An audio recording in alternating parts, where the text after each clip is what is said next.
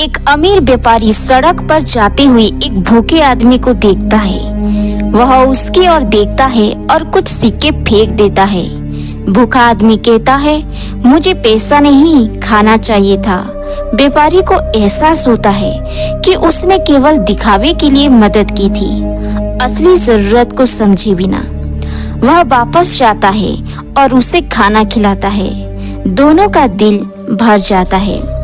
मेरे प्रिय भाई और बहनों, परमेश्वर का वचन कहता है, तुम्हारा दाहिने हाथ जो कुछ करे उसे तुम्हारा बाएं हाथ ना जाने। यीशु ने सिखाया है कि सच्ची मदद दिल से होनी चाहिए, ना कि सिर्फ अपने स्वार्थ या दिखावे के लिए। हमें लोगों की वास्तविक जरूरतों को समझकर मदद करनी चाहिए। क्या आपके जीवन में ऐसा कभी हुआ? एक स्कूल में दो दोस्त राकेश और मोहन हर समय साथ रहते थे। एक दिन राकेश ने गलती से मोहन का मनपसंद खिलौना तोड़ दिया। मोहन बहुत गुस्से में था और उसने राकेश से बात करना बंद कर दिया। कुछ दिनों बाद उसने सोचा कि गलती तो किसी से भी हो सकती है। उसने राकेश को माफ कर दिया और दोनों फिर से अच्छे से दोस्त बन गए। मेरे प्रिय भाई और बहनों, परमेश्वर का वचन कहता है, यदि तुम लोगों के अपराध क्षमा करोगी तो तुम्हारा स्वर्गीय पिता भी तुम्हें क्षमा करेगा। यीशु ने माफी के महत्व को समझाया। दूसरों को माफ करना हमारे दिल को हल्का करता है और रिश्ते को फिर से जोड़ता है। क्या आप इस वचन के अनुसार चलेंगे?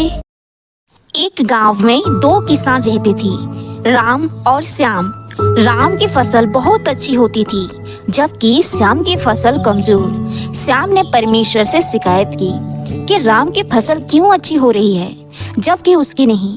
परमेश्वर ने श्याम से कहा, तुम्हारे दिल में ईर्ष्या है।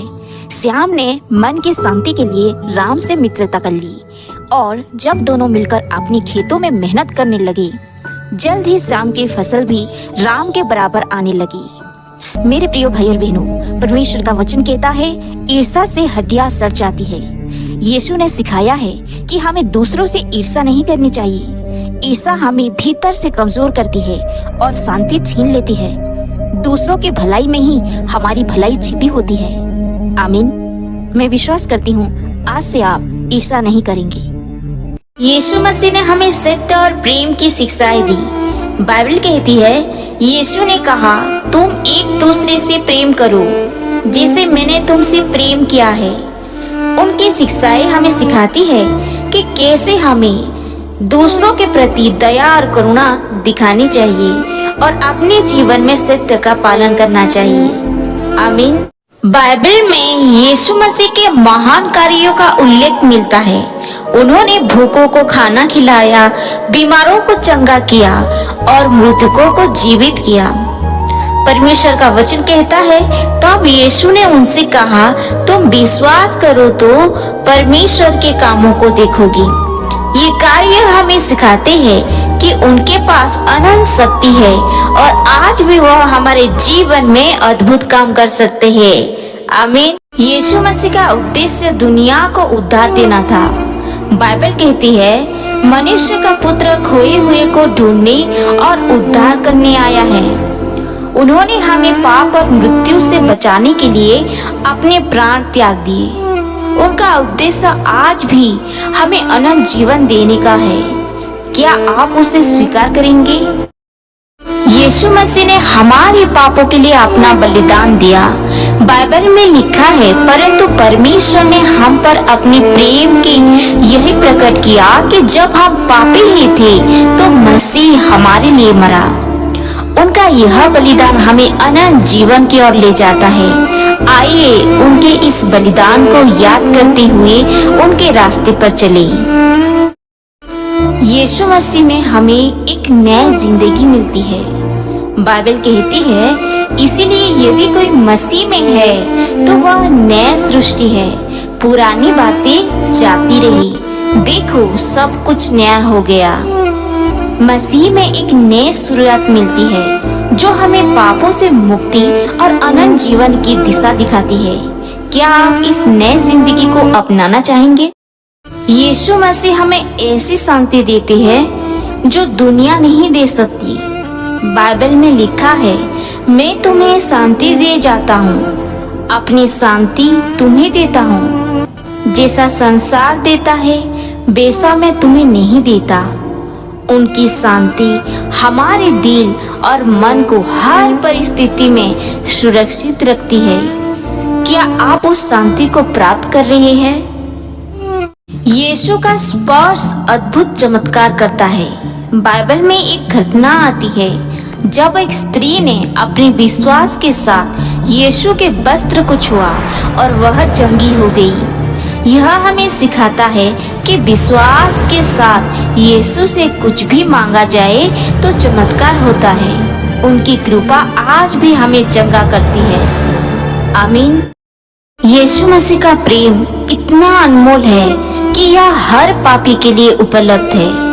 बाइबल कहती है, क्योंकि परमेश्वर ने जगत से ऐसा प्रेम रखा कि उसने अपना एक लौता पुत्र को दे दिया, ताकि जो कोई उस पर विश्वास करे वह नाश ना हो परंतु अनंत जीवन पाए। यीशु ने हमें प्रेम करना और दूसरों के प्रति दया दिखाना सिखाया है। आइए हम भी उनके प्रेम को अपने जीवन में जिए। आमीन। मैं सुरक्षित हूँ। आज हम स्वीकार करते हैं कि हम सुरक्षित हैं, क्योंकि वचन में लिखा है, मैं तुम्हारे साथ हूँ, कहीं भी जाओ। हे परमेश्वर, मुझे आपकी सुरक्षा में जीने दे। आमीन। मैं समर्थ हूँ। आज हम स्वीकार करते हैं कि हम समर्थ हैं, क्योंकि वचन में लिखा है, मैं मसीह के द्वारा सब कुछ कर सकता हूँ। हे यीशु, मुझे आपकी शक्ति से समर्थ बनाए। आमीन। यीशु मसीह का उद्देश्य दुनिया को उद्धार देना था। बाइबल कहती है, मनुष्य का पुत्र खोए हुए को ढूंढने और उद्धार करने आया है। उन्होंने हमें पाप और मृत्यु से बचाने के लिए अपने प्राण त्याग दिए। उनका उद्देश्य आज भी हमें अनंत जीवन देने का है। क्या आप उसे स्वीकार करेंगे? यीशु मसीह हमें हमारे पापों से मुक्त कर सकती है। बाइबल कहती है, यदि हम अपने पापों को मान लें तो वह विश्वास योग्य और धर्मी है, जो हमारे पापों को क्षमा करे। उनका रक्त हमारे हर पाप को धो सकता है। हमें केवल अपने पापों का अंगीकार करना है और वे हमें नया जीवन देंगे। आमीन। यीशु मसीह में विश्वास की ताकत अद्भुत है। बाइबल कहती है, यदि तुम्हारे पास राई के दाने के बराबर भी विश्वास हो तो तुम इस पहाड़ से कहोगे, यहाँ से वहाँ चला जा, तो वह चला जाएगा। विश्वास की इस शक्ति से हम अपने जीवन में चमत्कार देख सकते हैं। क्या आप इस विश्वास को थामे हुए हैं? यीशु मसीह ही उद्धार का एकमात्र रास्ता है। बाइबल कहती है, मार्ग, सत्य और जीवन मैं ही हूँ, बिना मेरे द्वारा कोई भी पिता के पास नहीं पहुँच सकता। उन्होंने हमें पापों से उद्धार दिलाने के लिए अपने प्राण दिए। केवल यीशु में विश्वास करके ही हम अनंत जीवन पा सकते हैं। क्या आप इस मार्ग को चुनेंगे? यीशु हमारे जीवन के हर कदम पर मार्गदर्शन करती है। बाइबल कहती है, तुम अपने संपूर्ण मन से यहोवा पर भरोसा रखो और अपनी समझ का सहारा ना लेना। यदि हम अपने निर्णयों में यीशु पर भरोसा करते हैं तो वह हमें सही मार्ग दिखाएंगे और हर समस्या से बाहर निकालेंगे। आमीन। हे सब परिश्रम करने वालों और बोझ से दबे लोगों, मेरे पास आओ, मैं तुम्हें विश्राम दूंगा। बाइबल हमें बताती है कि यीशु मसीह एक दिन फिर से आएंगे, क्योंकि जैसे बिजलियां पूरब से निकलकर पश्चिम तक चमकती है, वैसे ही मनुष्य के पुत्र का आगमन होगा। उनका दूसरा आगमन न्याय और उद्धार का दिन होगा। हमें अपने जीवन को तैयार रखना चाहिए, ताकि जब वह आई तो हम उन्हें स्वीकार करने के लिए तैयार हो। क्या आप तैयार हैं?